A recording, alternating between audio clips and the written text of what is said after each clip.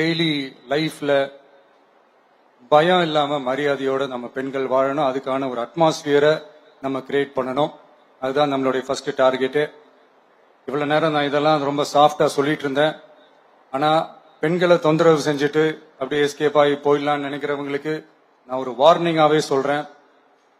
பெண்கள் பாதுகாப்பை டிஸ்டர்ப் பண்றவங்க யாரா இருந்தாலும் அது சகிச்சுக்கவே முடியாது. அவங்களுக்கான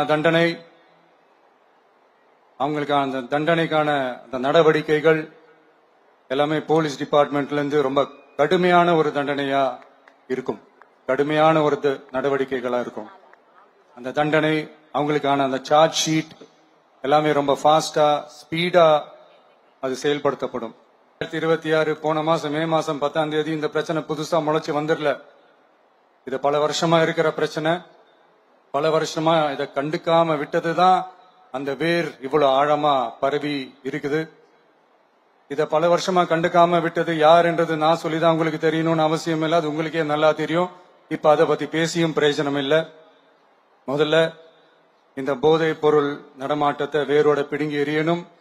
அப்படி எரிஞ்சாதான் இந்த பெண்களுக்கான இந்த சேஃப்டி ரொம்ப ஸ்ட்ராங் ஆகும். இது ரெண்டுமே ஸ்ட்ராங் ஆனாலே ஆட்டோமேட்டிக்கா சட்டம் ஒழுங்கும் சரியாகும். இந்த 3 விஷயம் சொன்னல, இந்த போதைப் பொருள் நடமாட்டம், பெண்களுக்கு எதிரான இந்த கொடுமை, இந்த சட்டம் ஒழுங்கு, இது 3மே ஒண்ணுக்கு ஒண்ணு இன்டர்லிங்க் தான். இதுவும் இப்ப புதுசா வந்த பிரச்சனை கிடையாது. பல வருஷமா இது இன்டர்லிங்க்டா தான் இருக்குது. இதெல்லாம் ஏன் எதுக்குன்றது இப்ப முக்கியம் இல்லை. இது எப்படி சரி செய்ய போறோம்ன்றது தான் முக்கியம்.